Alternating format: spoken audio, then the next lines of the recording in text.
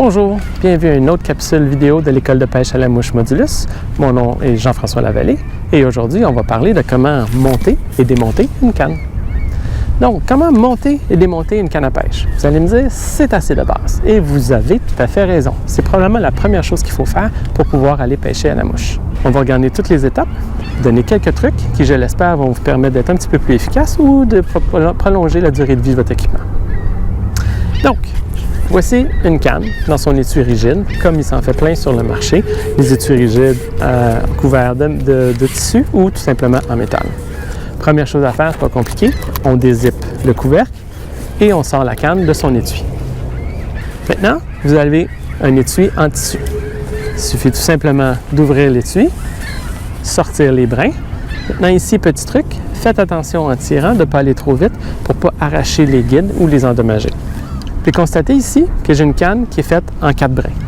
Donc vous allez voir, sur le marché aujourd'hui, les cannes se font en un morceau, bien qu'on en trouve de moins en moins, et ça va jusqu'à 2, 5, 6 morceaux même. Pourquoi choisir l'un ou l'autre? En fait, c'est une question pratico-pratique de transport. Plus vous avez de sections, plus vos sections vont être petites évidemment, plus ça va rentrer dans votre sac à dos, dans votre valise ou dans le compartiment à bagages d'un avion. Donc pour ceux d'entre vous qui pensent voyager beaucoup, dites-vous que peut-être une canne avec plus de sections, ça va être plus pratique pour vous. Pour les autres d'entre vous qui aller au chalet, aller en auto, en pourvoirie, vous pouvez prendre une canne avec un peu moins de sections, ça va être correct. Ce qu'il faut vous dire, c'est qu'évidemment, plus il y a de sections, en règle générale, les cannes sont un petit peu plus dispendieuses. Alors, comment monter la canne? Plusieurs personnes commencent par le bout avec la poignée. Ils commencent à enfiler les bouts un après l'autre. C'est correct, ça fonctionne. La seule chose, c'est qu'inévitablement, si on commence par la poignée, va arriver un moment où on n'aura pas le choix d'aller déposer cette poignée-là quelque part à terre, sur le pare-choc de l'auto ou autre. À chaque fois qu'on dépose la poignée au sol, il y a un risque de l'endommager, de l'égratigner ou de salir, mettre du sable dans les vis. C'est pas évident. C'est pas à suggérer, pardon. Je vous conseille plutôt de commencer avec le petit bout, tout simplement. Donc, vous prenez le petit bout, les deux sections, vous les mettez l'une dans l'autre. Je vais vous retirer ça ici. Vous mettez les sections l'une dans l'autre. Et vous les ajustez. Et au fur et à mesure que vous allez rentrer les sections, vous les gardez toujours dans les mains et votre canne va s'allonger. Je voudrais attirer votre attention ici sur les deux petits points.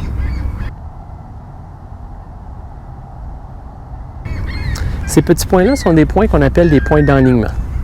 Donc, une fois que les sections sont rentrées, vous pouvez vérifier que les points sont bien en ligne. Ce n'est pas toutes les cannes qui ont des points d'enlignement. Et qu'il y en ait ou pas, je vous suggère fortement de regarder à travers les guides, si vous voyez bien, pour voir si vous êtes bien aligné. Parce que croyez-le ou non, j'ai vu des cannes qui ont des points d'alignement qui n'étaient pas alignés. Maintenant, la façon la plus facile de bien aligner ça, c'est d'aligner les deux points et de donner un petit quart de tour pour bien faire, comme si vous le vissiez. Donc, vous mettez les deux un petit peu désalignés et en forçant pour les mettre ensemble, vous tournez un peu. Et c'est cette façon-là de le faire qui va vous permettre d'avoir la connexion la plus sécuritaire possible.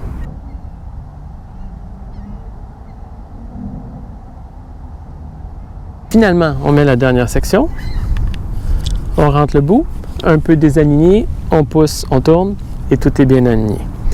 Au final, sur le dernier, vous n'aurez pas de guide pour l'alignement. Donc, attendez de mettre votre moulinet. Quand vous aurez le moulinet, les guides et le moulinet devraient être bien alignés ensemble. Ça va vous donner l'indication. Donc voilà, c'est pas plus compliqué que ça de monter une canne. Démonter une canne, c'est encore plus facile, c'est ça, mais à l'inverse. Donc, même principe, on prend les deux bouts, toujours le plus proche possible de l'intersection pour ne pas plier et casser. On tire et on tourne les deux simultanément. Et voilà, il y a un bout de défait. On tire, on tourne simultanément, on le défait. Certaines personnes ont tendance à utiliser les guides pour tourner et mettre de la pression pour défaire la canne. Dangereux, les guides ne sont pas faits pour ça. Je vous conseille plutôt de mettre votre main sur toute la section et de tourner et de tirer les deux sections ensemble, c'est plus sécuritaire. Maintenant, il arrive parfois que les sections soient vraiment coincées l'une dans l'autre. Ça va arriver surtout quand vous commencez à pêcher tôt le matin, il fait très froid, vous avez bien rentré vos guides, et là, le soleil sort, plombe sur la canne, réchauffe le matériel qui prend une expansion et ça reste bien coincé. Je vous donne un petit truc qui, la majorité du temps, va vous permettre de le défaire.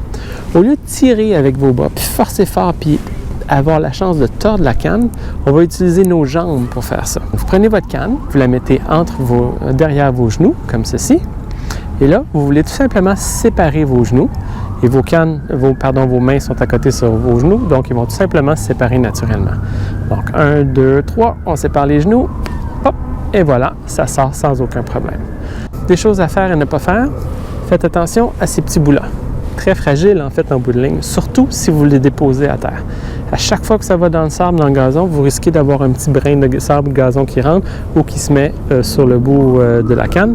Et donc quand vous allez rentrer les deux, vous allez entendre immanquablement ce de sable qui grince, qui me fait frissonner à chaque fois, et ça, vous êtes en train d'égratigner la canne. Si jamais ça vous arrivait qu'en rivière, pour une raison ou une autre, il y a du sable ou de la saleté qui est rentrée dans votre section, j'ai un truc pour vous. Attention, kit de secours. Des Q-tips dans un petit sac Ziploc. Vous prenez un Q-tips, vous mouillez le bout, écrasez pour faire sortir l'excédent d'eau, et vous le rentrez à l'intérieur de la section et vous nettoyez bien la section. Prenez le côté sec, faites la même chose. Subito presto, vous avez une section qui est maintenant très propre. Il arrive parfois, surtout avec les cannes neuves, qu'à force de lancer, la canne ait tendance à tourner et se défaire tranquillement pas vite.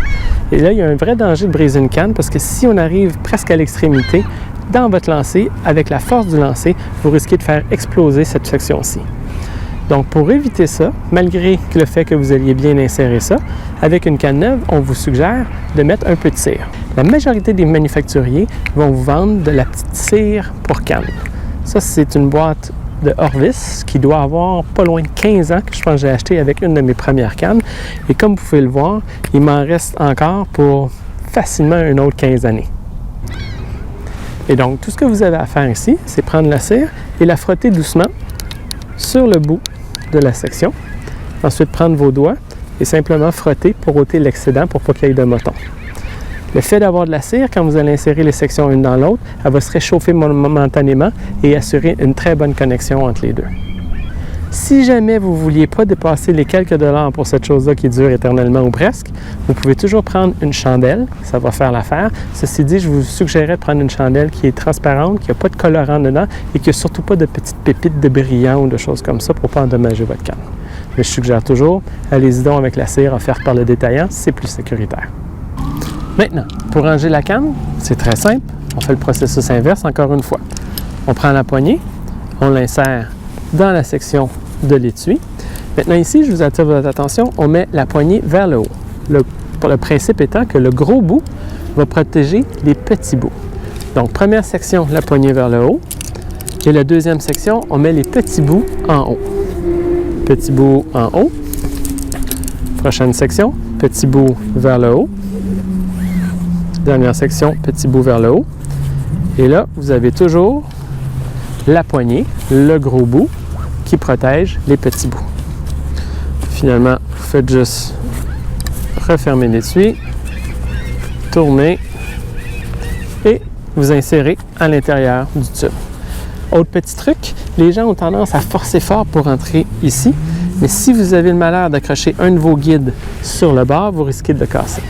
Ce que j'ai pris l'habitude de faire, qui aide pour ça, c'est avec mes doigts, je fais un guide additionnel que je mets par-dessus. Ça va frotter sur ma main, mais pas sur le tube. Et là, je peux m'assurer que tout rentre sans aucun problème. On zip et c'est terminé. Donc voilà pour cette capsule pour le monter et démonter des cannes. J'espère que vous y avez trouvé un certain intérêt, trouvé ça divertissant ou un truc ou d'autre qui va vous permettre de protéger votre équipement. Si c'est le cas, n'oubliez pas de nous donner un petit like. Vous pouvez toujours vous abonner pour rester au fait des nouvelles capsules à venir. Nous donner vos commentaires en bas dans la section commentaires. Donc, merci de votre attention. À bientôt. Et entre-temps, on vous souhaite bonne pratique et surtout, bonne pêche!